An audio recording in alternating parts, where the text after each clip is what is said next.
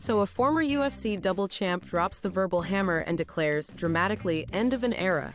And then UFC 322 strolls in like, yup, paperwork approved. The fights felt like a generational audit. Legacy names sweating, hungry contenders snarling, and everyone else pretending they didn't check their ranking on the walkout. The pace was frenetic, strategy mattered more than swagger, and you could practically hear game plans creaking under pressure.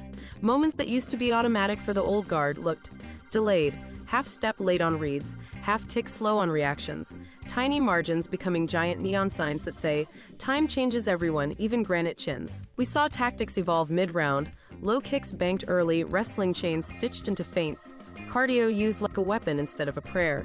The so-called new wave didn't ask permission. It set traps, cashed receipts, and reminded everyone that confidence without adjustment is just bravado and shin guards. Star power shuffled too. Some veterans still flashed that vintage menace, oh the timing, but when the scrambles elongated and the pace refused to die, the fresher legs wrote the last paragraph. It wasn't disrespect, it was physics plus preparation, sprinkled with a touch of, I watched your highlight reel in high school. Ouch. The double champs comment lands harder because it's not doom, it's diagnosis. Eras don't end with orchestras, they fade between clinch breaks. When judges sigh, corners shout, and a prospect steals a round on activity, that's the twist. The sport isn't cruel, it's consistent. Adapt or be a nostalgic montage. Still, don't build a retirement slideshow just yet.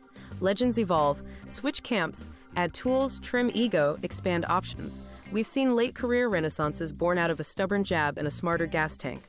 But UFC 322 handed out a polite memo.